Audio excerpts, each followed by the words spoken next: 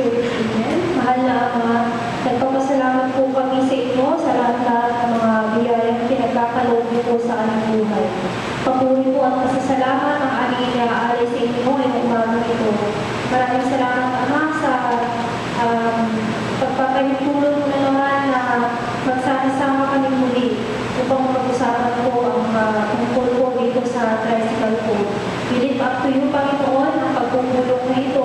Kayo po sana ang nauna sa bawat mga pag-uusapin namin ngayong umaga ito. Lord, bigyan niyo po sana kami ng lakas at sapat na wisdom, Panginoon, upang sa ganon ay kayo po, Panginoon, lahat po ng inyong mga kagustuhan at ang will niyo, Panginoon, ang siyang mauna sa umaga ito. Hinihiling din po namin, Panginoon, na bigyan niyo po sana kami ng sapat na lakas upang sa ganon, Panginoon, magawa po namin ang aming tungkulin ayon sa inyong kalooban. Ito po ang aming sabot na lang sa mataas na pangalan ng Jesus. Amen. Panukala na device tricycle code, nais ko pong ipaalam na simula noong Enero ay nagkaroon ako ng pagre-review ang Trinity na Technical Working Group para po ma-review ang halos may 10 taon na ngayang tricycle code natin. So mayroon na mga pagbabago sa kalagayan, sa kondisyon ng Santiago. Kaya ito po yung ilang nagtulak para i-review po natin ito. Siyempre po dahil may kaugnayan dito ang ating CDFRB na siya magpapatupad, lalo higit may kaugnayan sa hindi lang sa prangkisa kundi sa kaayusan ng industriya ng tricycle, ay kasama po natin ang chairman ng City Tricycle Franchising Regulatory Board, Vice Mayor June Kabucana. So kami na po natin para po i-address ang pulong na ito. Maraming salamat po. Tulad po na nasabi ni Councilor natin, more than 10 years na po ito ating franchising ordinance. At hindi ko alam kung bakit hindi namin na-review ang nakaraang termino. Pero hindi na mahalaga yun. Importante na dito na tayo. Re-reviewin na natin ito. Ano yung mga dapat i-update, ano yung dapat kapunin, na napatunayan yung epektibo, ano yung dapat ipanin sa mga provision ito. Dahil pangako po namin sa inyo, nung kami tumatakbo malaman na ang gobyerno inaalay natin sa inyo, sabi namin ay isang gobyerno na magbibigay sa inyo ng pagkakataon na magibahagi sa pagpapatakbo ng Santiago City through your representatives. Kanya, pwede rin naman namin pag-uwi na lang itong franchising ordinance na to na hindi namin sinasabi sa inyo, hindi namin kayo kinukonsulta. Within our power to do that. Pero magiging taliwas yun sa aming pinangako sa inyo. Kanya nandito po tayo ngayon, pag-aralan natin, magsama-sama tayo at tignan natin kung anong mas mabuti sa tricycle industry. Ito pong draft na ginawa na technical working group ay tatanggap pa ng inyong suggestion kung sa tingin ninyo ay meron pa dapat pag-uwi although nakonsulta na rin kayo yung mga nakaraan. Okay. Nabigyan na po kayo ng advance copy. Sana po namin tabi yung pagkaraan po natin. So open po ito, pero malapit na natin i-finalize. Nasa last part na tayo. Tingnan po ninyo kung ano ang gusto ninyo mailagay dito sa franchise ito. Kasi pag ito po ay naisa batas, matagal na naman bago ito re-release po yun. So, ini-encourage ko bawat isa. Mag-participate po tayo. Mahirap kasi yung sa sundin natin, ano sinabi ng CDO, hindi dapat gano'n.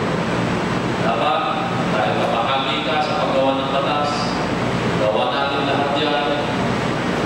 Tagal na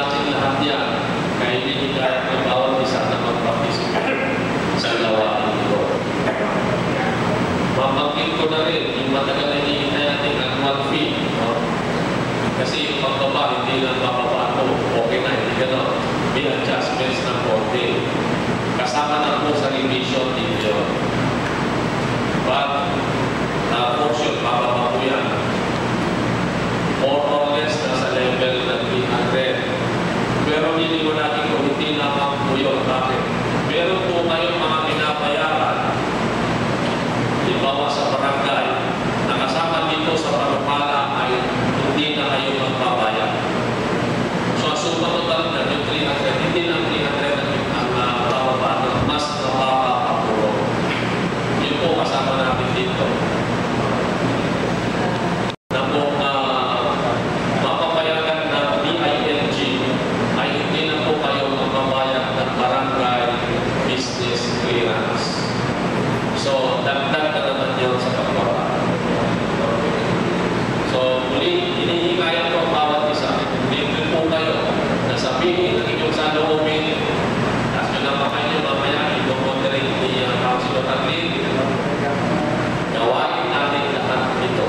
Itong franchising ordinance. Maraming salamat. Okay, para po sa record natin, paalam mo lang po, sino-sino po ang naanayahan ngayong umaga hingin sa talakayan o sa consultative meeting na ito. Ang mga miyembro po ng Committee on Public Utilities, ibanggit po kung meron ng representative ang mga naanayahan, ang mga miyembro po mula sa Konseho ng Public Utilities, Transportation and Communications. We have Councilor Katrina B. Sable. Do we have a representative? Okay, so we have Mr. Jack Sales. From the Office of Councilor Juan Aglupo, meron po bang representative? Okay, si China. From the Office of Councilor Excellency Alvarez,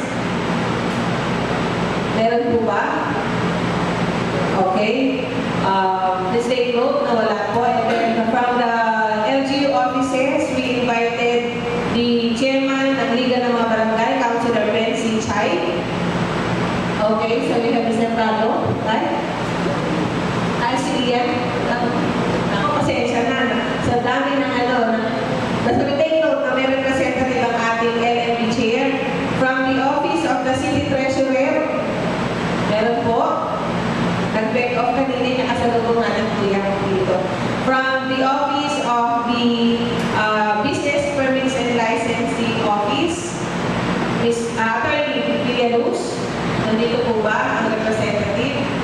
We also have invited the City Legal Officer, Attorney Briones. Wala din po. From the Tricycle Associations, we have invited the representative of the Santiago City Night Riders Association, Mr. Danny Calao. From the News Sapetola, Mr. Orlando L. Pantangan. And from the Sapetola, Mr. Ruben Andres. Okay. Nice po i-introduce sa inyo ang Technical Working Group. Ito po yung sa tatlong buwan ay halos linggo-linggo na inaaral ang nire-review yung old tricycle code para sa panukala po natin na revisions from the Office of the City Vice Mayor's Office, ang legislative staff officer po natin, Mr. Cedric Dadulia. From the City Vice Mayor's Office, we have Mr. Oman Kulang and Mr. Paulo S. Silverio. Mula naman po sa City FRB, we have Mr. Gustavo Kibuyen. Ito po yung isa sa mga buhay na reference natin ng all tricycle code. Nasa si Kuya Dado? Nawala na kasi si Kuya dito live. O yung natitirang direct reference natin si Kuya Dado Kibuyen. And from the City Public Order and Safety Department, para po dun sa aspeto ng kaayusan, we have Mr. Angelito Petines and Mr. Edwin Wally Rojas. Tatlong buwan po yan. Mula Enero. Kaya yung nagtatanong ng mga officers ng tricycle. Tumungo doon sa pagtatalakay doon sa revised sa draft revised bicycle code. Nais ko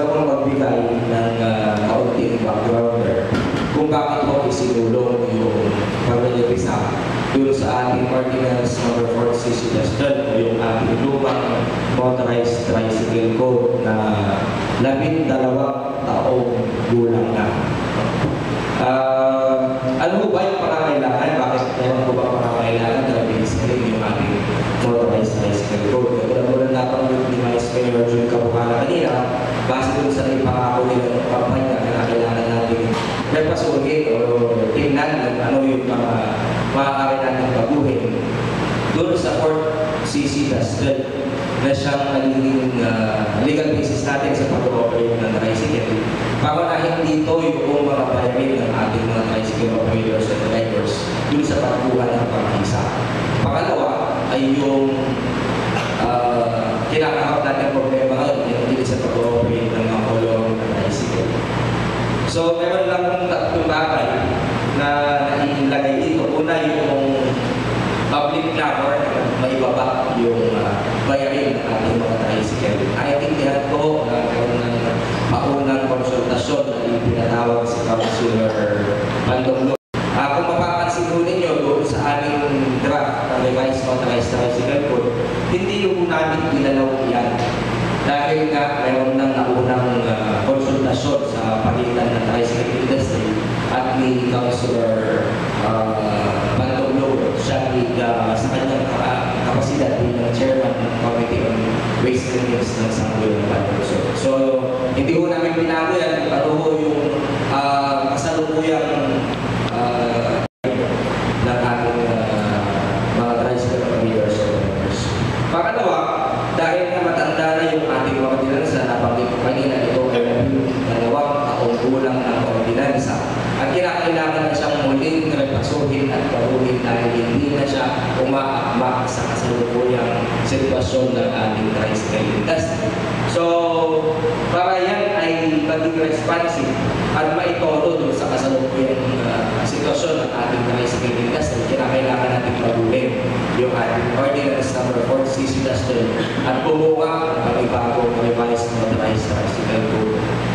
Panghuli, tinitingnan kasi yung relasyon ng tricycle industry sa isang bahagi at sa kabila ay yung city government na magkatuwang yung sa pagsusulong ng kagalingan ng ating mga kasamahan sa tricycle industry. Kung kaya kinakailangan natin i-equate at balansin din dahil ang pangunahing kliyente ng ating mga tricycle operators at drivers ay yung ating mga mananakay, kinakailangan po na at balansin din ng ating city government in the exercise of its sovereign and regulatory powers. Natingnan na hindi naman maagamanyado ang ating mga mananakay at nang sa ganon ay babalansin natin yung interest ng tricycle industry at ng riding public. So yun yung pangatlong dahilan kung bakit natin kinakailangan mabuhi o kinakailangan i-revise yung ating mga tricycle. Hindi mo natin maaaring isang tabi o balo-balo-walagin yung dalawang grupo sa ating tricycle industry. Dahil sinasabi nga na ang tricycle industry lagi dahil doon sa kanyang pakikitungo o doon sa kanyang sa araw-araw na pakikisalamuha sa riding public, yan ay imbued with the public interest at hindi kinakailangan o hindi dapat magpapaya ang city government patungkol doon sa kaligtasan at welfare din ng ating mga mananakay. So laging tatlo yung stakeholders natin patungkol sa industriya ng tricycle. Paparahin dyan, siyempre kayo na ating mga key mayor at direktang may kinalaman doon sa ating industriya. So meron tayong mga tricycle operators and drivers. Pangalawa, sa yung laging gumigit na at nagtitiyak na may balansing ugnayan ang mga mananakay at tricycle operators and drivers. At yan ay pagtugon lang naman o paggampan sa kanyang kapangyarihan. Kasi yung tinatawag natin sovereign and regulatory powers. At pangatlo, siyempre, yung ating mga private client din at yung kanilang kaligtasan ng kanilang fear hindi maaaring isang tabi noong pangalawang sektor ng city government dun sa pag-regulate ng ating tricycle industry. Noong January 19 nagsimula, nabanggit ni Councilor Arlene kanina, noong bagong January nagsimula yung ating pag-revisado sa ating revised motorized tricycle code. At kinakailangan mo namin mag-discuss muna, tingnan mo kasalukuyang sitwasyon ng ating tricycle industry. Ano-ano yung mga problema na kumukonfronta doon sa ating tricycle industry. Ito ho ay base na rin sa ulat ng ating mga kasamahan sa Department of Public Order and Safety. Sila bilang yung ating mga kasamahan sa gobyerno lokal na direktang nakakaugnayan ng ating mga tricycle operators at drivers sa araw-araw sa kasalansangan. So unang problema na lumitaw ay yung overcrowding ng tricycle units sa mga paradahan na nalapugit doon sa ating public market. Pagkamat hindi nasaklaw ng sangguniang panglunsod, yung pagtatalaga ng mga designated parking space dahil yan ay naiatang bilang duty o function ng ating city mayor, hindi ho yan maaaring saklawan ng sangguniang panglunsod. Pero nakikita natin yung problema na patuloy ang pagdami at o hindi man madami, sobrang dami yung mga nagkukumpulang tricycle sa mga designated na pakalang ng mga pinahan, lalo na sa ating public market. Pangalawa, patuloy yung pagdami ng mga tricycle operators and drivers association o yung mga rent operators. Good morning po kay Councilor Pantong Lugod. Dito po siya kasama natin. Pangalawa, yung patuloy yung pagdami ng mga kota o mga asosasyon ng mga tricycle operators and drivers association. Alam po namin, batid po namin dito sa sanggunian na merong sitwasyon nangyayari, totoong nangyayari, na merong lang hindi pagkakaunawaan sa isang asosasyon at nakahanap kinahapunan ng 3 o 4 na kasamahan at nag-inuwan, kinabukasan bumubuo na ng sariling pilahan at sariling kota. Noon ho, nung bago yung ating Fort CC Castel, ilan ang buba yung ating mga toda. Ngayon, ilan na ho kayo kulang-kulang 100. Ito ho ay nakikita yung problema. Dahil kung hindi natin ito lunasan at hindi natin ito tutulungan ngayon pa lang, dahil baka sa mga susunod na taon, umabot yan, o bawat isa sa inyo, kanya-kanya ng toda. Hindi naman ho pwedeng magpamaya ang ating pamahalaan. At dapat yung tulungan dahil na nakikita yung isa sa mga problema ng ating tricycle industry.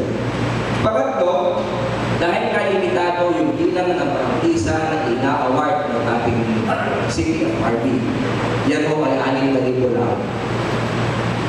Dumatami yung nag-ooperate na walang prangkisa, yung mga kolorong operators. Isa pa kasing factor kung bakit dumadami yan ay masyado lang mababa yung down payment at monthly ng mga motor. Buong unit na nga, isang buong tricycle na nakapromo o lugar. Pagamat nakikita natin yung iba doon na isang standard at hindi mapasa kung kaligtasan at ng mananakay yung usapan at hindi ko yan mapasa. Isa rin po ito sa nakikita kung bakit naglilipan yung ating mga koloro na tricycle sa lungsod ng Santiago.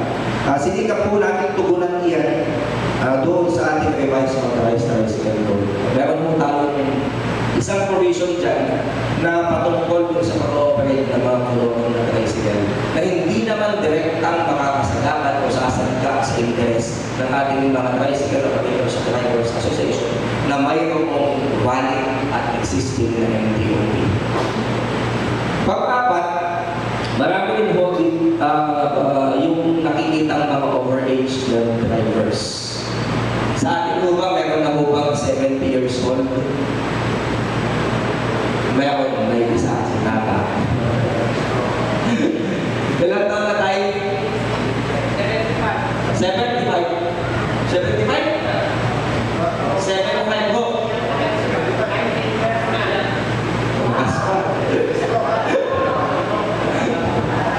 Anyway, base doon sa talakayan, salamat po tayo. Base doon sa talakayan kasi lumitaw din na marami pa yung mga overage na tricycle drivers. At kung sabi nga natin, lagi tayong tumitipid o lagi natin itinutong sinira yung kaligtasan ng ating mga mananahan. Tingnan natin kung paano natin na isasalubong dun sa katulad sa kalagayan natin sa kanyang edad na 75 at malakas pa naman.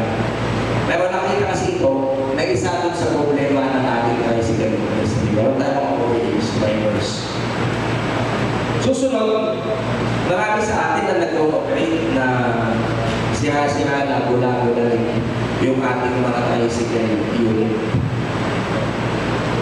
Wasak na yung upuan ng motor, pinipik na yung swing arm, hindi mo na makita yung hub o kaya yung sprocket dahil puro lang is wasak yung initial, kupas yung kulay, hindi mo makita kung yan ay green o dilaw. Noon ho, pag-uusap ninyo sa balay, kasama may patawag ng anis. May mga pinicturean po kami, kayo mismo na district president, yung mga tricycle ninyo dilapidated na. Eh kung paano natin ito i-implement, i-impose sa ating mga kasamahan, mga miyembro sa ating kanya-kanyang tola, di ba? Una, tayo yung mangubabang pa, hindi ba tayo dapat manguna na yung ating mga tricycle unit ay ipaayos natin dahil tayo yung mga district presidents ng ating mga tola. Meron po kami pinicture, may sub-standard, may talagang dilapidated, wasak yung upuan, yung basurahan mo ay bote ng tubig na 250 ml, hindi mo yung basurahan eh. Diba? So lahat ng yan ay sinubukan namin bigyan ng tugon sa ating pag-represent ng ating device ng tricycle board. Susunod, bagamat ito ay dapat sagutin ng LTO, pero nakaintindihan ko na meron tayong na-deputize na kasama sa DPOS. Tingin sa pag-uuli ng mga hindi registra ng motorcycle unit. Kung hindi expired yung tawag dito, yung rehistro, matagal lang hindi na-rehistro. At yan ay muling nararamdaman ngayon ng ating mga kasamahan sa DPOS at sa City of Army Secretary doon sa pagbibigay ng bagong plaka. Yan ay isang problema na hindi natin alam at hindi kung paano tutugunan dahil yan ay hindi naman nasasaklawan ng sanggol ng palusot. Bagamat tukol yan, isa yan sa mga problema ng ating industriya ng tricycle. Ito, identifiable colors. Ilang taon na ho, mula nung tayo ay nagpalit ng kulay. Sabi ko nga, yung ating ordinance ay 12 years old na. So maaaring yung ating kulay ay sino ho yung mga maroon ang tricycle? Maroon. Meron kong isang maroon sa balay noon na ang kulay parang yung costume na Spider-Man. Lumilitaw na yung private, lumilitaw siya. So, tukoy din yan. Kasi yung problema ng ating tricycle industry. Eh, pag may-report dito, may violation. Anong kulay ng tricycle? Hindi babanggit kasi hindi natukoy kung anong kulay ng tricycle. Dahil maaaring kupas na, yung primer na nakikita. O di kaya, ang dami-daming hinalong combination, ang dami-daming kulay na inilagay sa tricycle unit. Isa mo yan, sinikap natin ito na. Sumunod, driving without license. Problema ito, marami talaga. Untidy at improper yung kasuotan. Doon sa ating bagong revised motorized tricycle code, sinikap lang namin diinan kung ano talaga yung improper na suot ng ating mga tricycle operators or drivers habang sila ay namamasada. At siyempre ito, yung ating mga attitude bilang mga driver. Marami. May mga matitigas na ulo talaga. Siguro, tingnan natin kung paano makaka-apekto ano yung magiging epekto ng ating revised motorized tricycle code pagdating o patungkol sa mga problema na tukol. Naintindihan mo namin, naintindihan mo kayo ang panghuli mo. kong magtingin maya-maya kung ano yung itinatadhana ng 4 CC-12 patungkol sa overloading. Kinokya lang po kasi namin. Pero may mga trade areas, may mga bahagi na hindi pa malinaw sa tipos sila man ay nag-tolerate ang ating mga tricycle operators at drivers, sila man ay nasanay na paano natin ibabalik o ipatutupad yung existing na provision ng Ordinance number 4/6 patungkol sa overloading. Tingnan mo natin, isa-isahin mo natin yung provision ng ating revised motorized tricycle code. Yung nakasama natin sa galang. Pwede na mag-provide ng piece of paper. Kung may mga katanungan, pwede nyo ipatuloy sa ating mga kasama dito sa harap. At magtukoy kung sino magiging tagapagsalita. Ganun na lang siguro. Para may participation tayo yung sa ating mga kasama sa ito. Okay. So, ano yung draft ng ating revised motorized tricycle code? Kung mapapansin niyo, dalawang kulay siya, merong puti at merong pula. Yung pula, ayan po yung mga bago na provision na dinagdag natin doon sa ating ordinansa. So, hindi pa naman ito matugon-usapin. Yung ating Article 1, meron po siyang dalawang section, yung titulo, at kung sino yung sinasaklawan at saan dapat mag-apply yung ating motorized tricycle code. Okay. So, natural yung ating title ay bago dahil ito nga ay revised motorized tricycle code. Sinikap natin isulat ng panibago yung ating ordinance number 4/6. Gusto kong magpiin doon sa section 2 ng ating draft ordinance.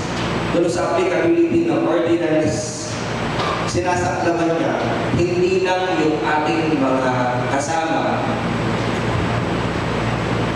Sinasaklawan ng draft ordinance, hindi lang yung ating mga kasama na namamasada o yung 6,000 na napagkalooban ng motorized tricycle operators permit o yung may mga prangkisa. Kung makikita ko ninyo, kung mapapansin ninyo, nilagay ho namin dyan na yung provision ng ating ordinansa ay mag-a-apply sa lahat ng tricycle, yan man ay pampasada o nabigyan ng MTOB o hindi. So, ibig sabihin, ang ating draft ordinance ay sasaklaw at magiging effective din sa ating mga tricycle na private. Kaya kung may comment po kayo, may tanong, sumigil lang po kayo. Sisikapin po natin bilisan ng konti dahil medyo makapal-kapal yung ating ordinance at limitado yung ating oras. So, kanina ho, sasaklawan na ng bagong ordinansa, hindi lang yung 6,000 na napagkalooban ng MTOB o yung may makahawak ng prangkisa, kundi kayo din yung ating mga tricycle na privado. No? Bakit? Bakit natin itinatabla o ilalagay sa parehong sitwasyon yung ating mga tricycle na napagkalooban ng MTOB at yung mga privadong tricycle? Una, sila man ay gumagamit ng ating mga kalasada. Pangalawa, sila man ay pupunta rin sa palengke. Pangatlo, sila man ay nagdadagdag din sa pagsisikip ng trafiko. Pang-apat, sila man ay nagiging bastos na din sa ating mga traffic enforcers. Pang-lima, sila man ay hindi sumusunod sa mga batas traffic. Dahil doon, ano ang pagkakaiba ng tricycle na private at na may hawak ng MTOB? Wala. Kung kaya nga, binibigyan natin, inilalagay natin pag-ikot-putik ang ating mga kasamahan na mayroong MTOB o yung national public tricycle industry at yung mga nag-o-operate ng private tricycles.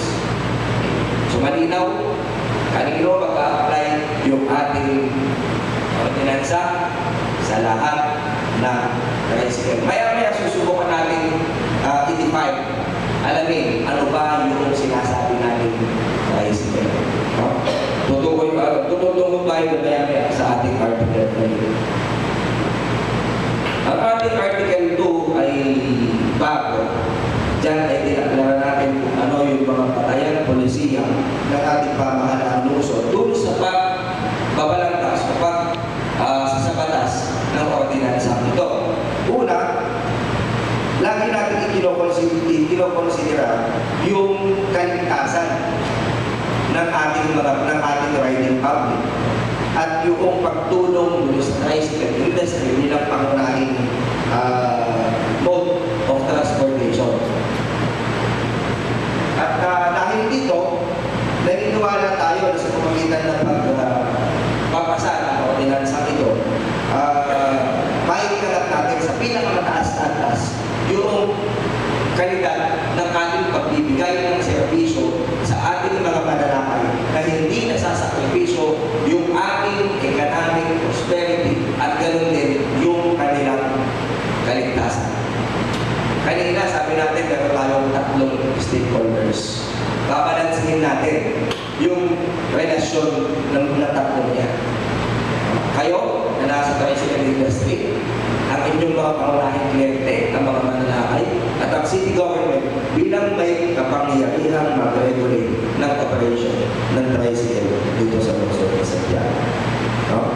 So yung una dyan, regulation of the tricycle industry, malinaw ulit na yan man ay mayroong upang pasada hindi doon sa kanilang pag-ooperate sa loob ng jurisdiction ng City of Santiago.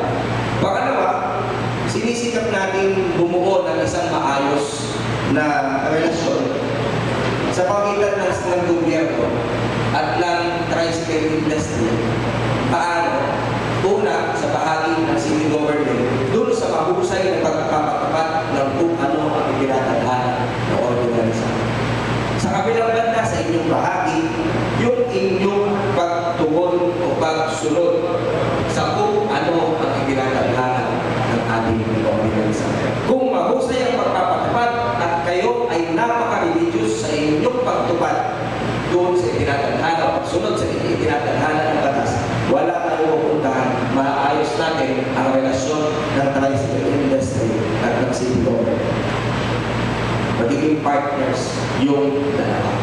Yun yung tinutukoy ng pangalawa. Pangatlo, mahikayat yung pakikilahok at yung natatamang role ng tricycle industry sa local development sa pamamagitan ng pagbabalangkas o pagbubuo ng mga legal na polisiya, no? Patungkol doon sa pag-asenso o doon sa patungkol doon sa economic prosperity ng ating mga nasa tricycle industry. Sa tingin ko naman hindi natin napapabayaan dito. Medyo masarap na lang tayo sa ngayon. Although mayroong paunti-unti o pautay na magtaas ang presyo ng gasolina, hindi pa yan gaano nakaka-apekto doon sa kasalukuyang rate ng ating pamasahe. Pero sa mga nakaraan base sa kasaysayan o base doon sa kamalasan natin dito sa Sangguniang, naging irresponsive ang ating Sangguniang hinggil doon sa pagtataas o halimbawa may plano ng ating tricycle industry, mayroong petisyon ng ating mga samahan ng mga tricycle operators at drivers, naging irresponsive ang Sangguniang Panlungsod doon sa pagtuon sa kanilang petisyon hinggil sa pagtataas ng antas ng pamasahe. Pagkapat, mahikayat yung kanilang partisipasyon doon sa local tourism development. Why local tourism development? Sinisikap natin na i-promote yung kagalingan o kagandahan ng ating mga tricycle. Tampok na yan, kilala lang sa Santiago, magaganda ang ating sidecar. Sa pesta ka, meron tayong show and shine. Pero hindi mo pwede i-alis o iwalay yung tricycle unit doon sa tao na namamasada o nag-ooperate ng tricycle unit. Siguro alam mo yung isang syudad sa inyo na pag sumakay ka natin dalawa lang ang maaaring sakit, special o kapasok. Yun yung gusto natin alisin. No? Kung ipinopromote natin yung physically, yung tricycle unit natin, bakit hindi natin i-promote yung kagalingan at maayos na pag-uugali ng ating mga tricycle drivers sa lungsod? Sana yung pag-apat ng polisiya tumugon at matugunan din natin, lalong-lalo na yung ating mga kasama tricycle drivers. Panguli, siyempre sinasabi natin kanina, maging balanse at riding public at nung tricycle industry. Sa inyo, dalawa yung inyong karelasyon. Una, yung city government na siyang may kapangyarihan na mag-cooperate sa inyong operasyon. Pangalawa, yung inyong relasyon sa mananakay bilang inyong pangunahing kliyente sa araw-araw. Anong relasyon ng city government at ng riding public? Wala. Ang importante lang dyan, matiyak na yung kanilang comfort at safety ay hindi napapabayaan. Tutulak tayo din sa Article 3. Meron tayong mga bagong May tanong po sa Article 1, Article 2. Normally, nag-discuss po natin yung mga declarations na yan sa hearing ng franchise. Para po tumulak na tayo kasi hindi na natin babalikan po itong Article 1 and 2. Kung may tanong po, pakibato na. Hearing, yes po, Ms. Senator Pingin po. Magandang po. Yung sinasakupan ng lahat ng tricycle, public private, yung bang kasali ba yung pulong-pulong dito? Yan, sir. Sasagutin mo natin yan. Sorry. Hindi magtatagal. Ito lang. Nandun po sa definition of terms. Naka-advance na, nandun yan sa definition of terms. Okay, so proceed na po tayo. Nakatapos pa tayo ng mga article. Maliwanag po ha, na sa pagsasaayos ng industriya ng tricycle, katulad pa rin ng sa pagpapahusay ng paggobyerno, ay may mga polisiya sa anyo ng batas na ipatutupad ang lokal na pamahalaan. Para sa kaayusan, kailangan mayroong mga ordinansa at batas na susundin. Ito po yung tuntungan, the rule of law. Napapansin po ninyo kanina earlier sa describe po natin na situation ng tricycle, yung lawlessness, yung hindi pagsunod sa mga patakaran ng code, no? Na bottom lines para sa kaayusan ng ating lungsod. So we shall now, bago tayo proceed, I'd like to acknowledge the presence of Councilor Pandong Lubot, who is also the chairman of the Committee on Ways and Means. He was earlier mentioning paano yung sa annual fee. I-discuss po natin yung pagdating doon sa article na yun dito sa ating revised tricycle code. Kasama po yung consultation na doon sa changes of fees. Okay, we shall now proceed with the definition of terms. Cedric? Okay, tulak po tayo sa article, meron mo lang siyang isang section. This is just a reproduction of section 2 of the ordinance. Yung iba ay kinopya na lang namin. Nakikita namin mag-a-apply pa siya dun sa bagong ordinance. Bagamat meron yung mga dagdag, mga terminology na kinakailangan natin to define under Article 3. So una, under section 8, subsection A, yung motorcycle, ganun din ho, parehong definition, yan ho ay kinuha natin sa lumang ordinansa.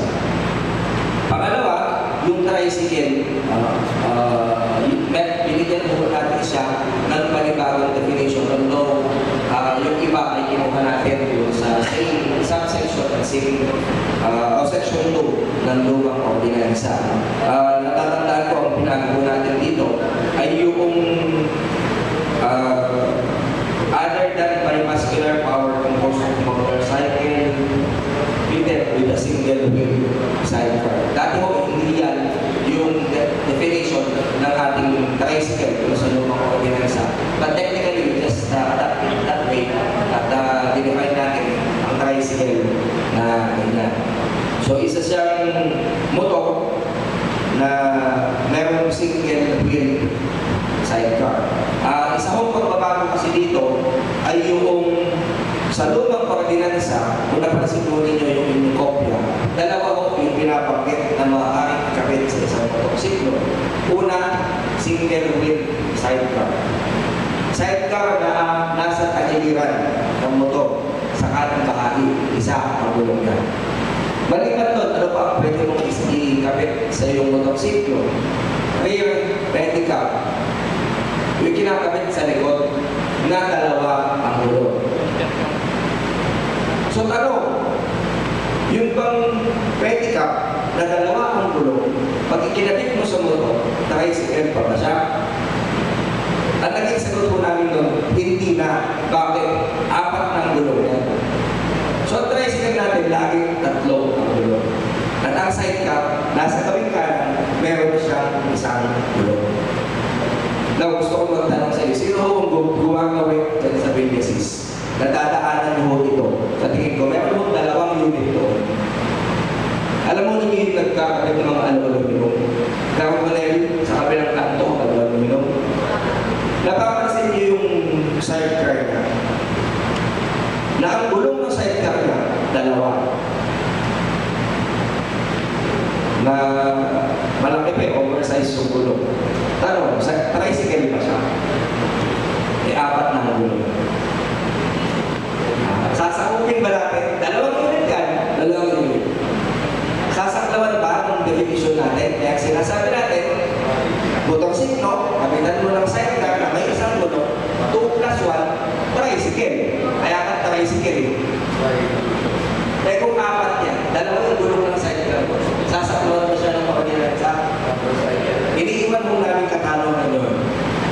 Iniiwan pa rin mo namin katanungan. Pagkamat sa palagay ko, 2 lang naman yung unit na 2. Kasi tinanong natin sa lumang ordinansa, kasali yung pedicab, yung pedicab na may 2 gulong. Pero tinatanggal mo sa natin.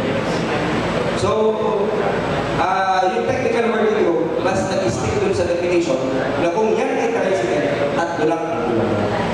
3 lang ang gulong. Okay. Susunod, sidecar. Ito ho ay bago. Hindi ho ito define yung lumang ordinansa. So, ano ibig sabihin natin pag tinawag natin sidecar? Meron siyang isang gulong na nakakabit sa kagiliran ng motorsiklo, thereby producing 3-wheel vehicle or costly for transport of passengers, goods, or ito rin tinatanong ni Manong Charlie kanina. Balik-balik tayo mo, ang kolong-kolong, dahil isa yung aparato, meron niyang isang gulong, ikinabit mo yan sa tagiliran ng motorsiklo, pinagin mo ang gulong niya, 3, yan ay tricycle. Tanong, sila ba ay mabibigyan din ng permit? Sagutin natin yan sa sumusunod na provisions ng ating ko. May tanong po. Ang ating letter dito, tricycle corner, ay dati na. Wala ko tayong binago dyan. In-adapt lang natin yung dating definition na pinibigay ng RCC as well. So it is a motorcycle equipment with a single wheel sidecar covered by a MTO to render transport services to the general public for a fee. Then next, we have the private tricycles. Sabi ho natin kanina, ang ating ordinansa ay pareho ng sasaklaw at sasakop sa private at public tricycle. So ang ating private tricycle, yan ay isang motorsiklo with a single wheel sidecar na napagkalooban ng private motorized tricycle permit to render transport services other than those covered by MTOB or special permit to operate. This includes school service, utility vehicles, and the like. Kung kayo ho ay pinagkakalooban ng MTOB, walang praktisa, ang ating mga private tricycles ay kinakailangan na rin sa ilalim ng bagong ordinansa na kumuha ng private motorized tricycle permit. Nabatan po sila permit. Pero para sa yung permit nila, kung ano yung purpose nila, lagay nila doon sa mag-apply ng permit, doon lang po pwede. Dahil sila magsakay ng pasahero, pwede. Huwag lang maninigil. Huwag lang maninigil. Bakit kinakailangan kumuha sila ng permit? Sabi ko kanina, nilalagay natin on equal footing ang private and public. Sila man, dagdag din sa sakit ng gulo ng ating mga dinos. Sila man, nakikigulo din sa patin. Sila man, nakikikongest o tumarap ka dun sa pagsisigil ng traffic. Ano pagkakaiba mo sa kanila? So kung kayo ay may MTOP, sila, kailangan na rin kumuha ng private motorized tricycle. Ano yung binabanggit dyan na special permit to operate? Ito yung sinusubukan natin o iminumungkahin natin. 'natin na maging solusyon dun sa ating kolong provision. 'Di ba? Kung sila permit, kung sila permit, Mamaya, magpapalalim mo tayo dyan. Ano yung special permit to operate? So, ang ating mga private tricycle, mga school service, family use, utility vehicles, mag-deliver mo ano, kasali mo sila dyan. Then we have the government-owned tricycle. Ito, iniban namin kung paano i-regulate. Although, isa lang ang tiyak dapat dito, dapat ito ay ma-inventory ng city government, yung ating mga government-owned tricycles. Kailangan natin ng bigyan ng permit. Sa tingin mo natin, hindi na. Dahil hindi mo pwedeng bigyan ng permit sa sarili mo. Dahil pagka-amin ng gobyerno yan, ito ay hindi mo bibigyan ng permit dahil sa yan. Of course naman, yung gobyerno ay pamibigay ng permit para sa sarili niya, para sa mga pag-aari niya. Then, bigyan ko lang tricycle. Ito ay bago. Dinefine namin siya na isang kabibagong public utility. No? Sa private vehicle operated for public utility purposes without the benefit of a valid franchise, provisional, o special permit. Tatlo yung pinapakit niya. Una, pag-isa. Yan yung MTOP. Pangalawa, provisional. Ano yung provisional na permit na tinatawag natin? Kung napropohan noon ang sanggunian ng inyong application for franchise. Paglabas nyo, pagpunta nyo kanina tatawag kung ibinibigay sa inyo ay provisional permit, hindi ko pa. Dahil habang ipinoproseso yung inyong MTOP. Pangatlo, yung tinatawag ng special permit, yan yung pupuntahan natin patungkol doon sa Colorong Operation na natin. Okay? Ano ang Colorong? Yan ay malibagong tricycle na nag-ooperate o nagsosolicit ng pasahero na walang pag-isa, walang provisional permit, o kaya walang special permit. Yung ating letter H, LTOP, yan mo ay dati na kinuha natin yung toto, kinopin natin yung section 2, paragraph D ng lumang ordinance. Next, yung salitang franchise na palasak na ginagamit at nababanggit sa ating ordinance, tayo man sinasabi natin meron tayong kapag-isa, pero kung hindi natin naunawaan, ano yung limitasyon ng ating kapag-isa?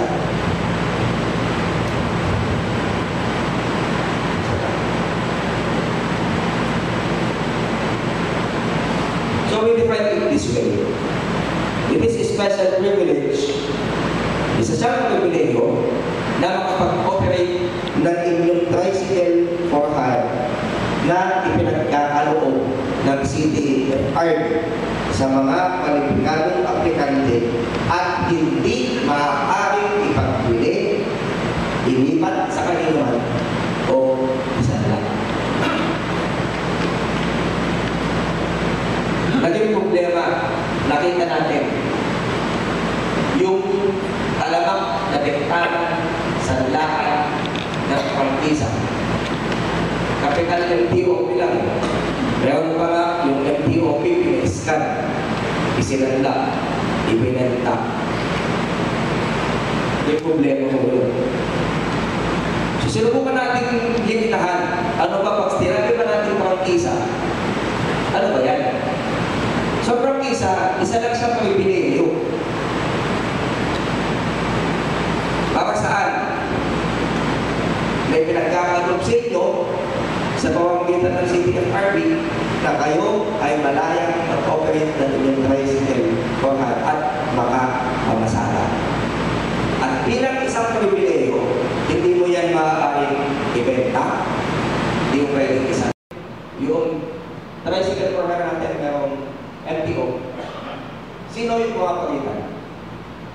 Kung ang isang operator o nabigyan ng PMTP ay nagtanais mamasada bilang buffer tricycle, pwede siyang mag-apply ng special permit to operate na hindi sasagasa sa karapatan ninyo sa ilalim ng isang valid at existing na MTOP na mamasada. Bakit? Sabi dyan, subject to the conditions prescribed by this code. Ano yung mga conditions niya? Suspense. Mamaya tayo talakay. Ano yung conditions nung bibigyan ng special permit to operate. Isipin lang siguro, no? Bakit yung special permit? Siguro ito yung sa night riders. Most likely, doon mag-a-apply. Pero mamaya na yung pag-detalye. Okay, next. Letter M ay dati na. Kinuha natin yan sa letter E ng section 2 ng 4 CC. That's 12. Now, letter M is hindi siya tago. Luma na siya. Dati natin dinefine ang Tricycle Federation. But we only modified the definition, no? Ng kung ano ang tinatawag natin Tricycle Federation. So, ang bago natin Tricycle Federation yun, ibig sabihin, pag ikaw yung federation, kayo yung organisadong federasyon na kumakatawan sa mayorya ng mga TODA. Sa ilalim mo ng bagong ordinansa, pag tinawag natin TODA, yan ay tumutukoy lang sa 37 barangay Tricycle Operators and Drivers Association. Pag sinabi natin Tricycle Federation, base doon sa definition natin sa letter N, kumakatawan sa mayorya. So kung merong 17 o 19 barangay TODA na nagsama-sama, kinakatawan nito yung mayorya ng barangay Tricycle Operators and Drivers Association. Siya yung tatayong Tricycle Federation. Para saan? As the sole and exclusive representative or agent of all barangay-based Tricycle Operators and Drivers Association for their mutual aid and protection of the members. Halimbawa, may problema, may gustong ihain na petisyon sa sanggunian. Yung halimbawa sa pagtataas ng pamasahe o sa pagpapababa ng mga bayarin.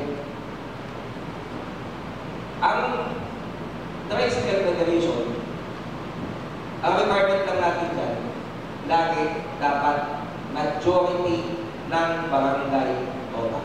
Kung ang barangay TODA natin ay 37, ang mayorya na pwede maging tawagin Tricycle Federation na siyang magiging bargaining agent ninyo o tagapagsalita ninyo sa sanggunian, siya yung magiging Tricycle Federation.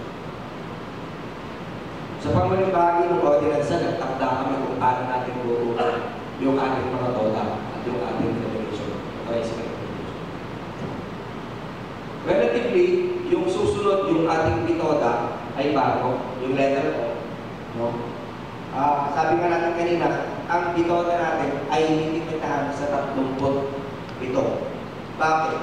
Sabi natin kanina, lumitaw yung problema na nag-o-overcrowd o patuloy na sumusulpot yung ibang asosasyon dahil kahapon nag-inuman, ngayon may bago ng asosasyon. Sabi natin kanina, tutulungan na natin yan at hindi na natin patatanggihin pa. Bagkos, lilimitahan natin sa 37 barangay na Tricycle Operators and Drivers Association. Ano ang magiging sistema? Kung saan ka nakatira at kung saan ka botante, doon masesensus yung tricycle mo at doon ka magiging membro na TODA. May tanong mo doon?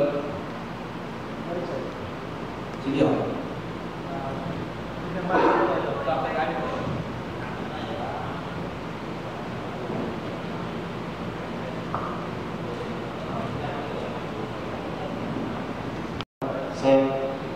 Tanong ko lang po sa inyong sabi ko, sir, although na sa tingin po ninyo is napakaganda po ng programa na yun. At tingnan po natin sa yung nangyayari po ngayon, although na kasatosan, napakalami po na asosasyon ngayon. Ngayon sir, paano po ba yung mangyayari lang? Like sa halimbawa po ba sila po ba yung 37 na TODA?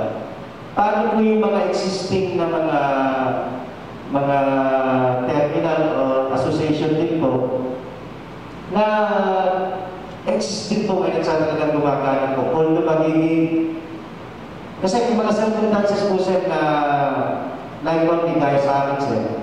Ako po is registered voter po ng isang Santiago City but ngayon po is sa mga presidente ng Mabini. So okay lang po yun, walang problema doon. Then kung magyayari po yun, ano po ang dapat namin gawin, sir? Yun na po, sir. Magdamara po. Huwag po tayong malilito doon sa tinatawag natin TODA. Pag sinabi natin TODA, ito yung asosasyon. Malaki ho ang pagkakaiba niya doon sa pilahan. Hindi ho natin pinag-uusapan ang pilahan dito. Ang pinag-uusapan natin, asosasyon. Ang basic na requirement natin, kung saan ka naka-residente, doon ka masisensus, doon ka magiging miyembro ng TODA. Ilan ang membership mo? Ilan ang TODA mo? Isa lang. Kung saan barangay ka lang pila. Ilan ang pilahan mo? Kahit lahat ng pilahan mo, okay lang mo sa amin. Pwede kayong magsama-sama bilang isang pilahan. Pero for purposes na tumayo ang isang TODA, dapat isa lang ang TODA mo. Mag-away kayo sa pilahan. O nag-inuman ngayon kagabi. Ngayon, lipat ng pilahan. Okay lang. Pero sinasabi namin, yung TODA mo isa at hindi ka pwede lumipat. Lumipat ka ng barangay, pwede. O mula sinsayo, lumipat ka dito sa sa bakal. Okay lang mo sa amin. Pero magpalit ka ng kulay. So, huwag mo natin paghahaluin. Ang TODA, asosasyon. So, ang TODA mo dapat, kung anong barangay ka, yun yung asosasyon mo. Saan ka pwede pumila? Kahit saan, kahit aling pilahan. Pwede. Lilimitahan ka natin ang pilahan ng isang barangay sa isa lang? Hindi. Kasi totoo ito. Halimbawa, Alabis. Ilan ang pilahan sa Alabis? Abaya, Baliwa, sa Tibera, Village. Kung minsan pa, pag may samba, mayroon pa sa kapilya.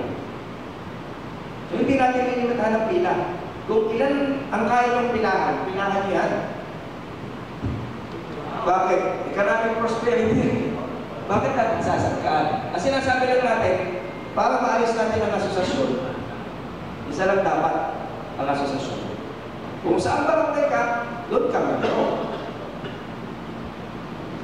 Sige. So, yung barangay president ng Pilipinas, ibig sabihin, just only 37 barangay.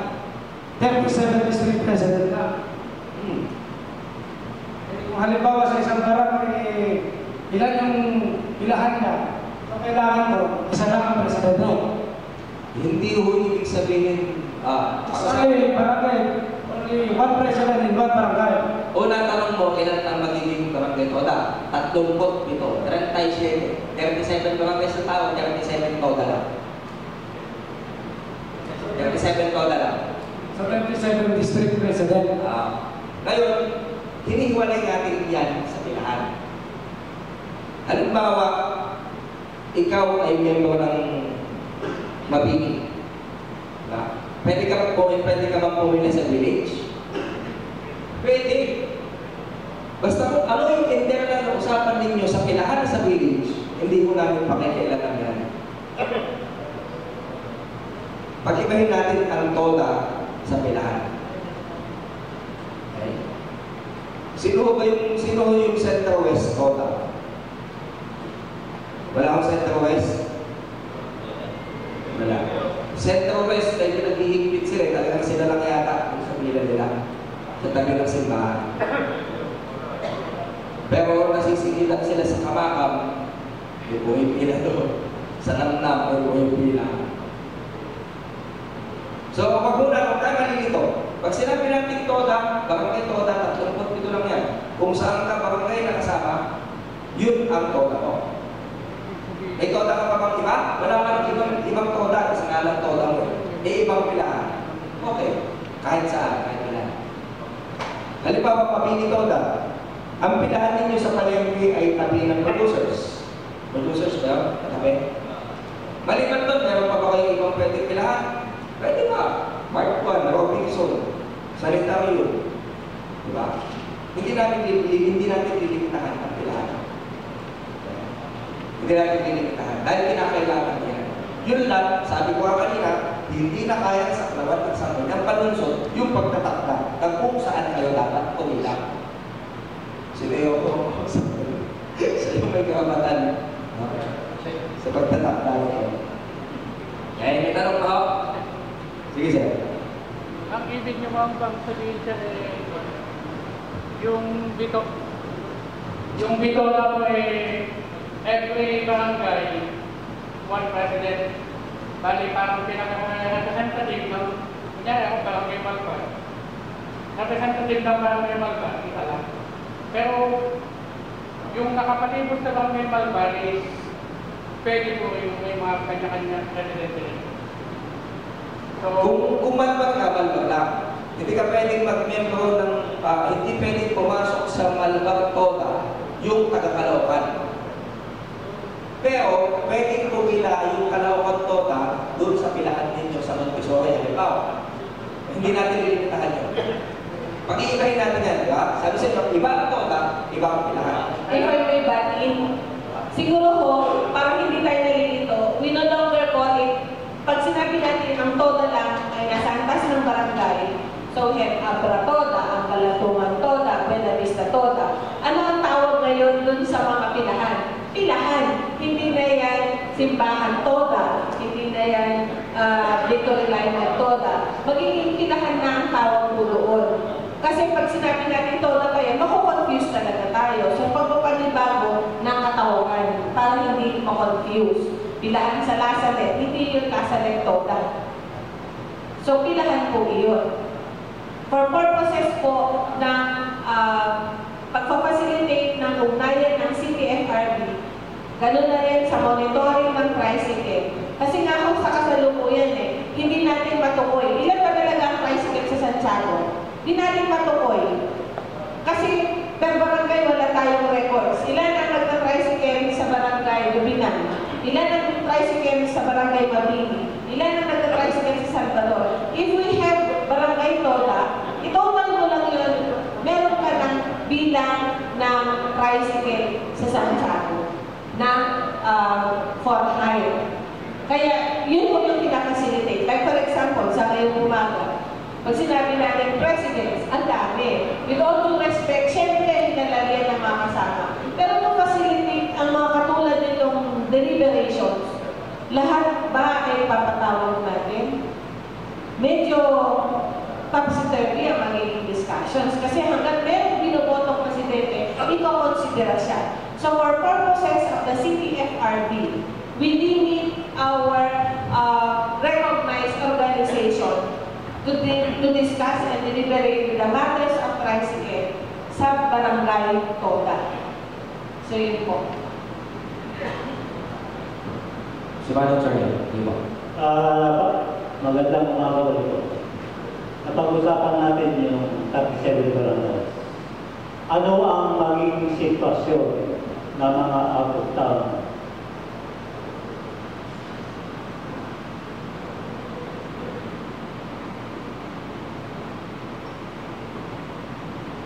Kung pwede kong sagutin na bago yun, no? Paano yung out of town? What do you mean ho? Hindi taga Santiago na tricycle?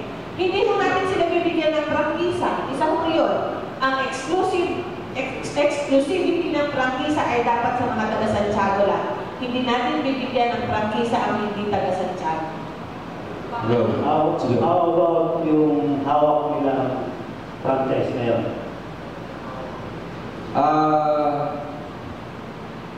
Basic ho, nakita natin, no? Ano yung problema natin sa tricycle? Isa ito ano tawag sa discussion natin dito.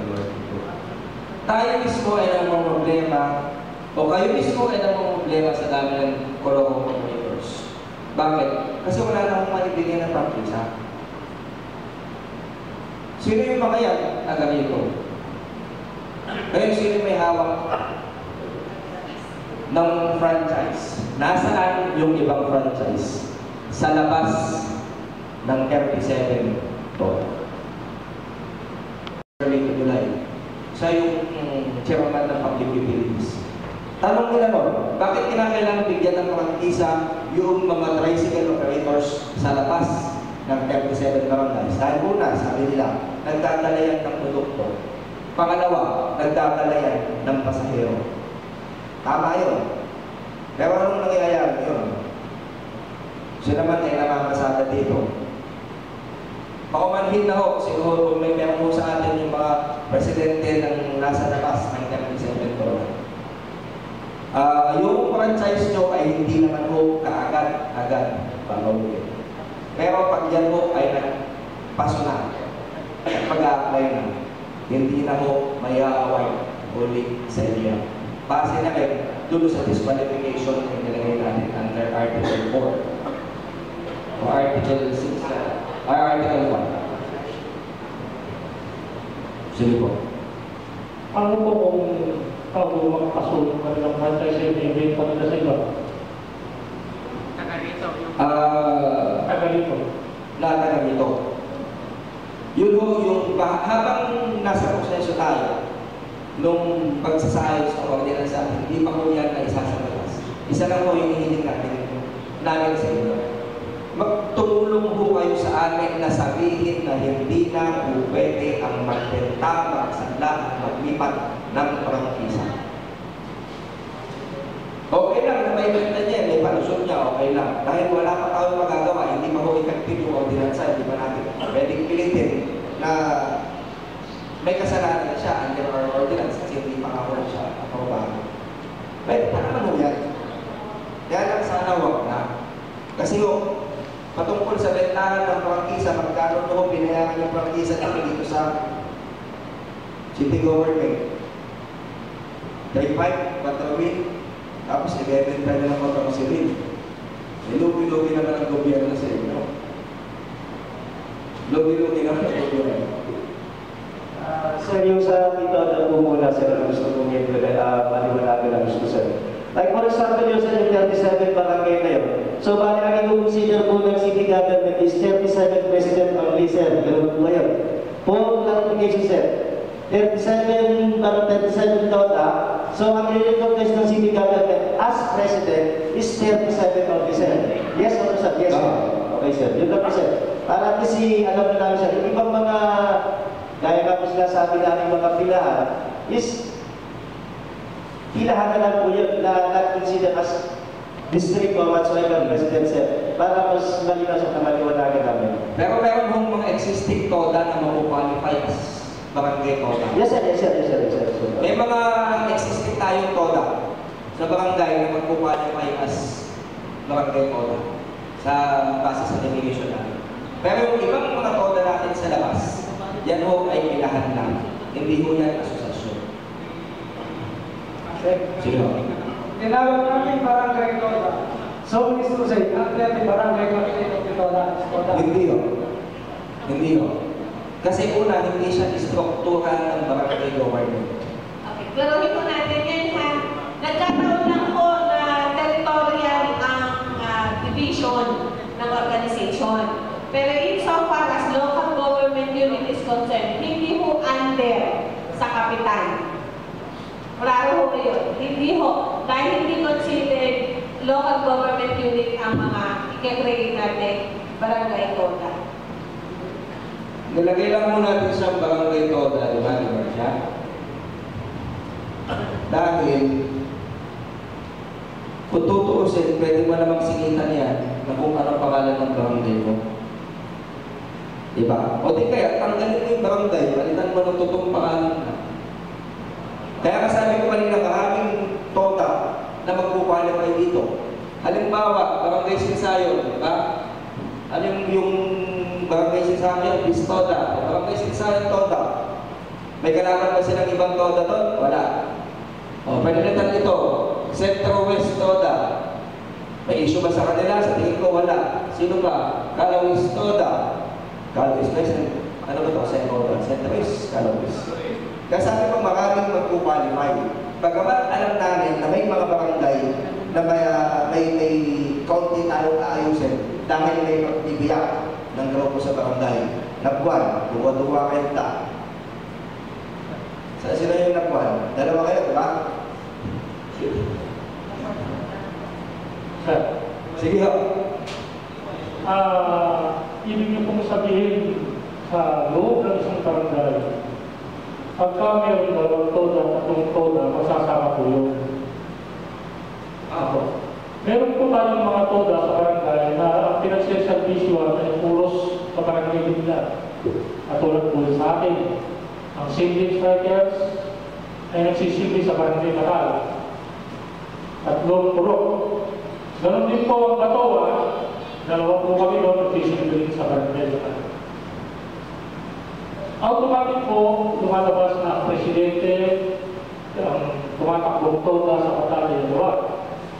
Ibig sabihin, dalawa rin po ang presidente. Ano pong gagawin namin kung sino ang sa namin? Magbobotohan po kami doon. Sa kulihang bahagi ng koordinatisa, medyo mahaba pa yung proseso na pagdadaanan. Una, pagkapasa ng koordinatisa, kinakailangan magkaroon ng inventaryo na kung ilan ang membro o kung ilan ang tricycle worker sa isang barangay. Pag na-account yan, pag na-inventaryo yan, sa pamamagitan ng CTFRB Secretariat at ng Barangay Council, sila yung bubuo na magsisilbing COMELEC ninyo upang sa ngayon mag-facilitate ng election sa So kung dalawa ang asosasyon sa isang barangay, sabi natin, ang 30 ito lang dapat yan, hindi tayo pwede maging 38, tumami pa. Kailangan pagsamahin mo sa isang barangay toda yung iisang yung matricycle sa iisang ito.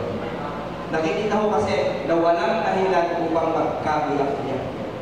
Sabi naman natin, wala naman tayong gagalawin o hindi naman natin sasagkain ng mga patalino na pumila kung saan. Sa batal, halimbawa, may isang pilahan, isa sa kabila, pero iisa at iisa ang inyong toda. Hindi ko bunin pagpatiwala. Kasi baka may sumano, may nakagalit na naman siya, bukas makawalawa, may panibagong toda na naman na make away. E tuntukan na natin yan. So, ang toda natin 37 lang. Sige, sir, pwede pagtanong siya. Hindi naman siguro pwede bigay doon sa kagaya sa amin sa Bataan, dalawa kami doon. Eh, yung purok lang na, nag-iisa. Sa akin, yung purok Bataan, isang po yan. Isa lang yung hawak niya. Nakikita ho namin yun. Singles lang yung hawak niya, sir. Kaya sa akin eh. Nakikita ho namin yun. Kaya lang, daanin ho natin sa demokratikong proseso. Hindi ito paramihan ng membro. Una, wala pa tayong inventaryo. Hindi pa natin alam kung ilan ang membro natin o magiging membro natin sa isang barangay. Hindi pa ho itong usapin ng kung sino ang mas maraming membro at kung sino yung mas malaki ang teritoryo. Pabilinaw po. Sa kalalaman po ng aking kabaryo, ang pinagsisilbihan ko ng doon ay St. James. Purok Nieto, Purok Bagong Buhay. Okay, bago po tayo po, pag may tanong po kayo, you address the chair and then we'll be the one to recognize who will be given the speaking rights para ho, maayos tayo. Nasa definition of terms pa lang po tayo. Wala pa ho tayo sa pagdedetalye ng organisasyon. Pwede po ba tapusin muna natin yung definition of terms kasi pupunta naman po tayo doon sa artikulo ng pagdedetalye ng ilang mga katarungan. Pwede po tumungo muna tayo. Nagde-define pa lang tayo ngayon. And then later on, kung meron po kayong mga or cancellation of franchise. Yun yung wala sinasabi. Pangalawa, ano ba yung duty ng grievance committee? Duty niya o trabaho niya na mag-recommenda sa CTFRB kung dapat bang suspindihin o i-cancela yung prangkisa. Okay? So, dalawa. Ihiling niya yung kaso kung ang paglabat ay ang kaparusahan ay either suspension or cancellation.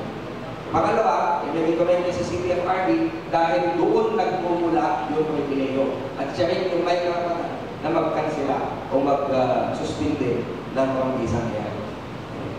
Pangalawa, meron kasi sa provision ng ordinansa na merong mga violations na perpetually ay disqualify natin yung operator na mag-apply ng kanyang MPOP.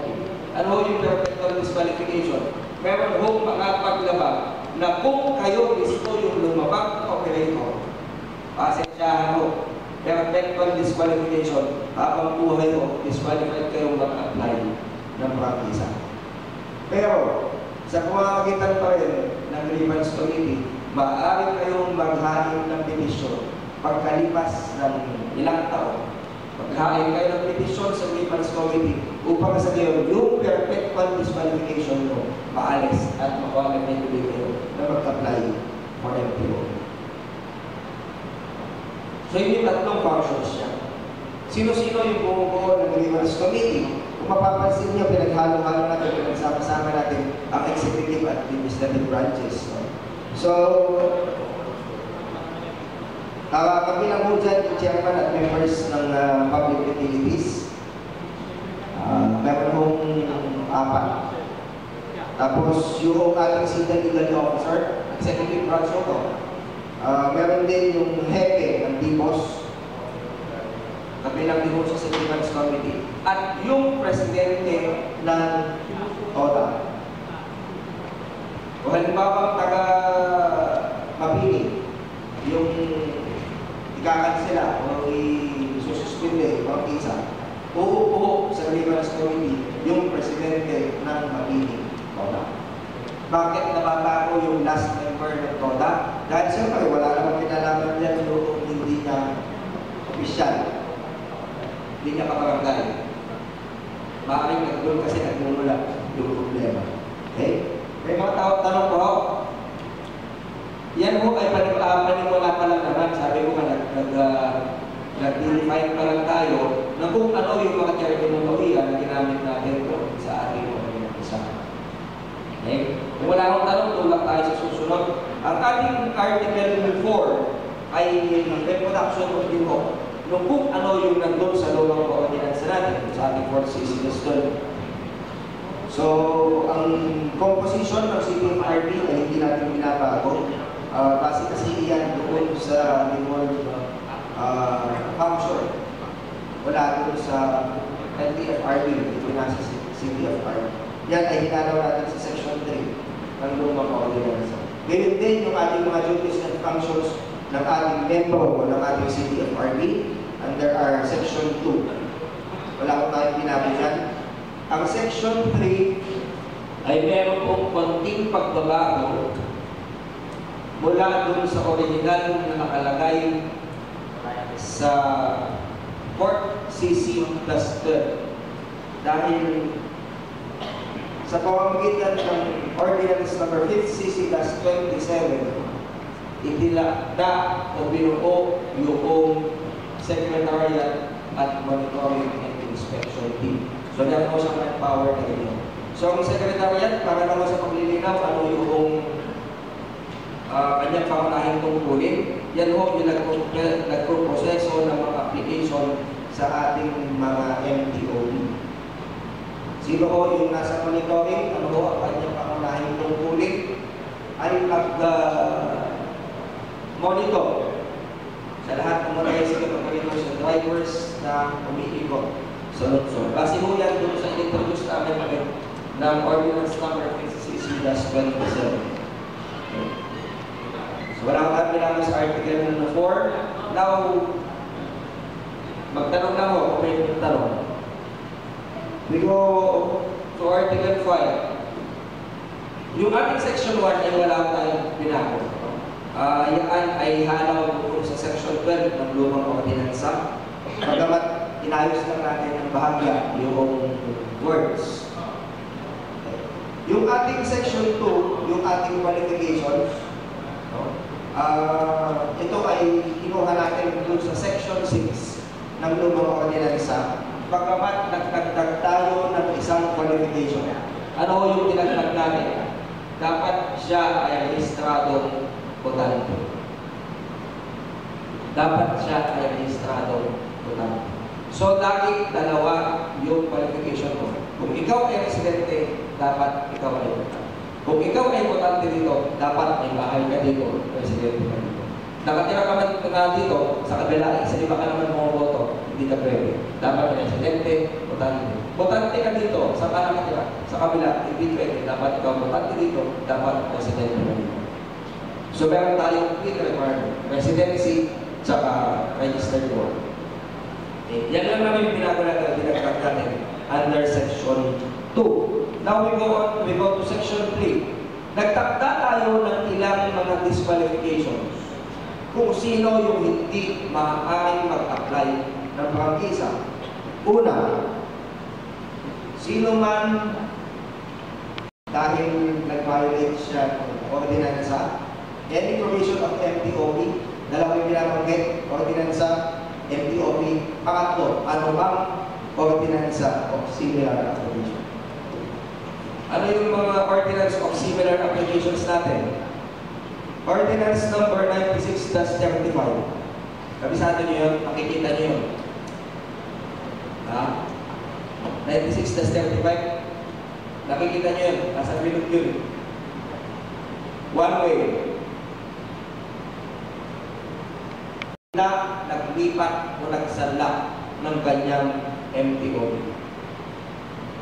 Malinaw ko disqualification tayo. Sino mang nagsala, nagbenta o naglipat ng kanyang MTOP. Bakit? Kasi sabi nga natin kanina, yung franchise, privilege lang yan. Hindi mo yan pwedeng isang lang, hindi pwedeng lipat, hindi pwedeng ito. Pangatlo, sino mang nagsala, naglipat o nagtinda ng kanyang tricycle unit na hindi isinurrender yung kanyang MTOP dito sa City of Arlo. Ano yung pagkakaiba ng B at C? Yung B, yung franchise mismo ang tininda mo, yung MTOP.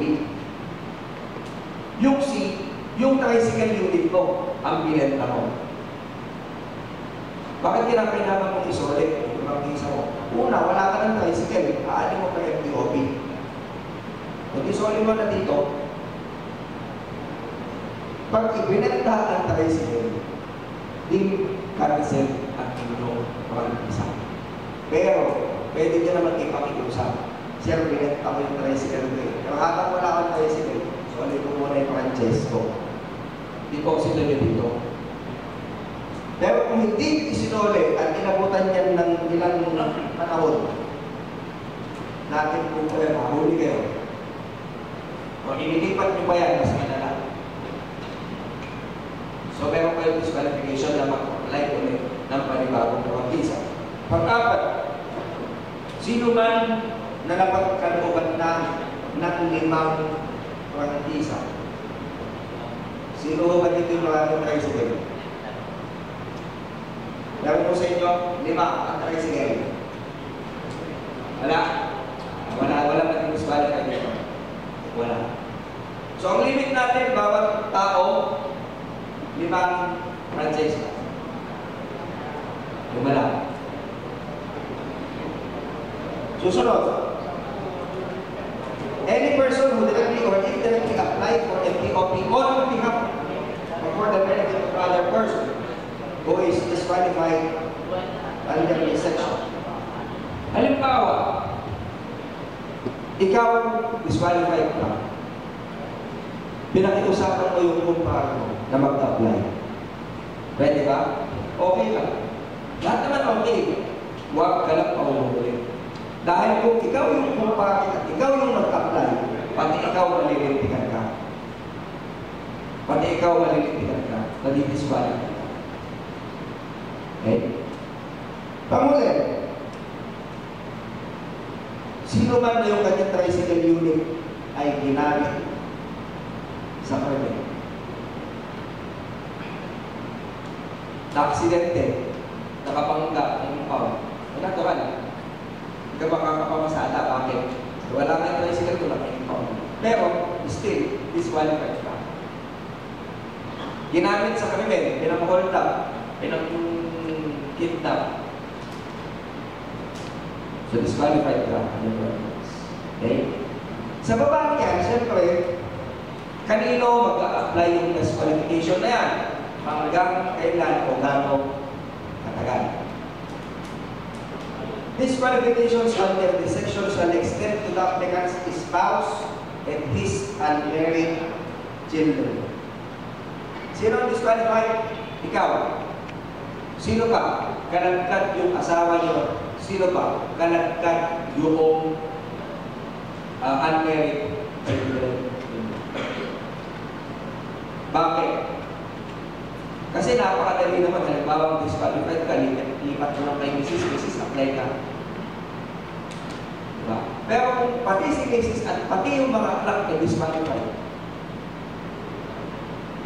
na talagang disqualified. Diba? Sino sa anak mo ang pwede mag-apply? Yung meron ng sariling pamilya o nakabuo.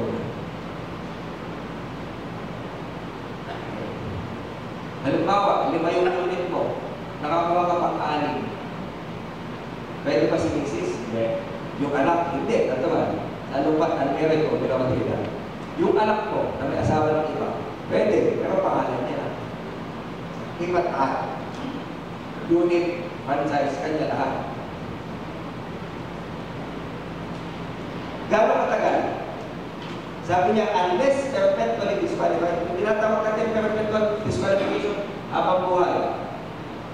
Pero sabi ko nga, base doon sa kapangyarihan ng Grievance Committee, maaari kayong pag-petition na yung disqualification, ang galing na at makwalify kayo.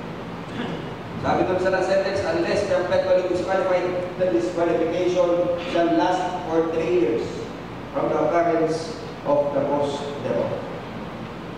Halimbawa, alinman dun sa 6 o 7. 6 o 7. Nilabag ninyo. Na-disqualified kayo. Hanggang kailan? 3 taon bago uli kayo pwede mag-apply. Kung yung violation ay hindi pinatawan ng perpetual disqualification. Maya-maya, siguro sa magsumusunod ng pag-uusap, dun sa penalties natin, sa prohibited acts, mayroon nakalagay doon na mga violation na ang penalty ay perpetual disqualification. May tanong mo? Sige po.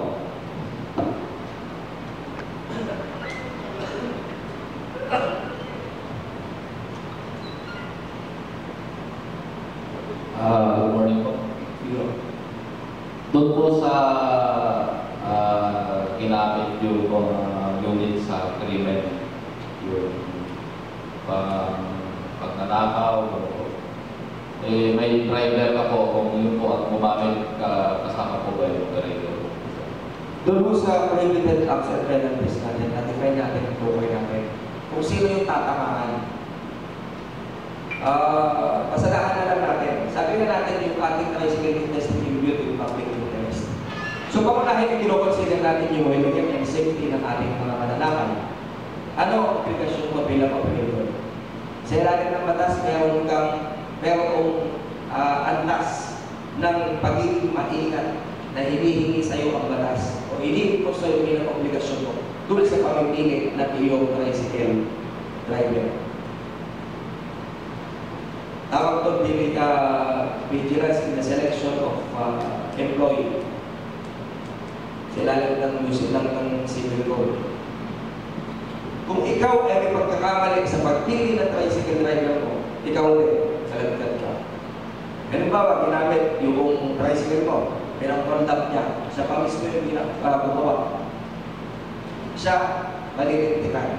Ikaw, maaaring suspindihin yung franchise. Hindi ka makakatakbo o hindi mo matatalikuran yung obligasyon mo, yung liability. Lagi kang may subsidiary liability. Maliban sa multa niya, ikaw ang pananagulan. Bakit? Ikaw ang boss mo. Mamaya, kung kakayanin pa natin kung aakot tayo, talakayin natin ano yung subsidiary, yung liability mo bilang operator kung ang nagkamali ay yung driver mo. So kung wala akong tanong sa section 3, tungo tayo sa mga requirements. Sir. Sige po. Sir, magkakaroon po. Kung sa atin po yung suggestion ng público, pwede. Yung under Article 5, Section 3 po. Letter D. Letter D po. D. Dok, So sa nakita ko po, diferensya sa kakulangan ng ating pang-isa sa individual na pang-isa. So pwede po i-suggest na instead of 5 units, isa natin ng 2 or 3 units na lang. Dok.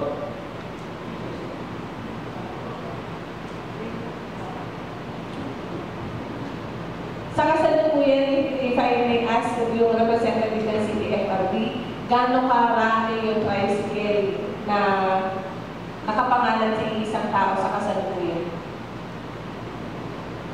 Yes, Mr. Kibuye.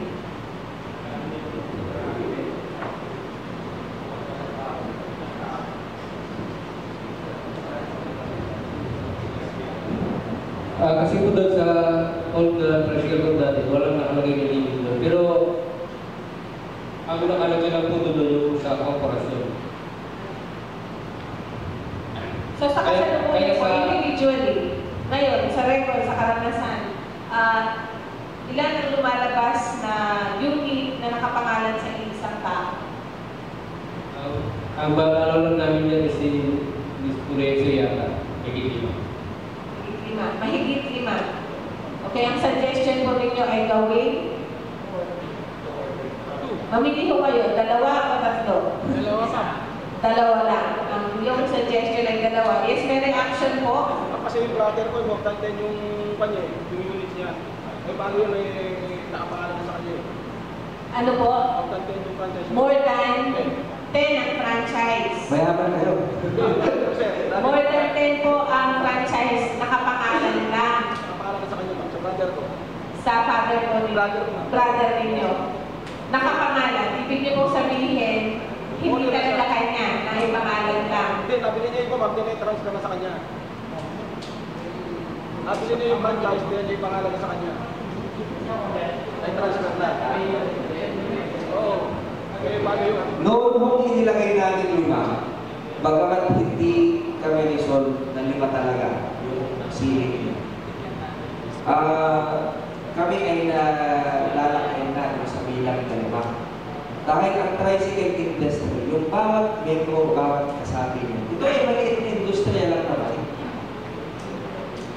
Kaya sana walang humawak ng monopolyo dun sa pagmamayari at pag-ooperate ng tricycle.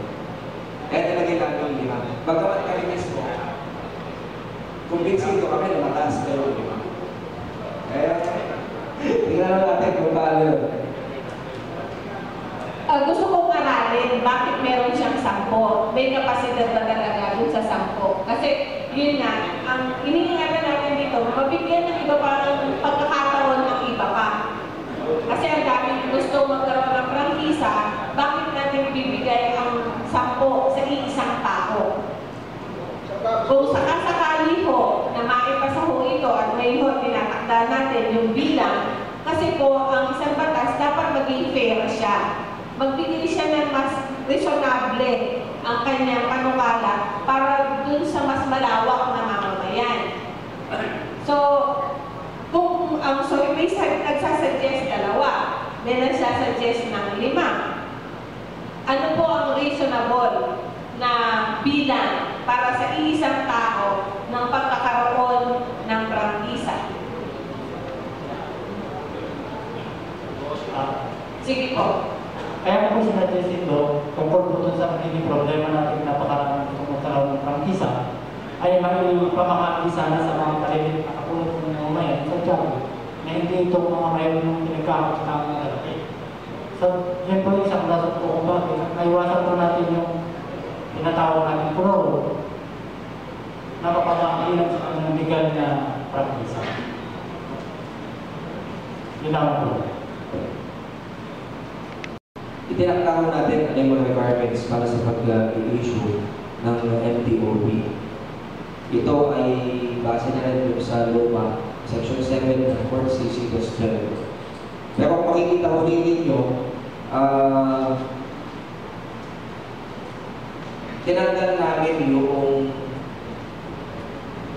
juridical persons, mga partnership, mga korporasyon na maaaring mag-apply ng MTOB. So, ibig sabihin, kung sino lang o individual o natural person lang, sila lang ang bibigyan o kwalipikado na maaaring mag-apply para sa NPOP. So under Article Section 4, tinakda natin yung mga requirements.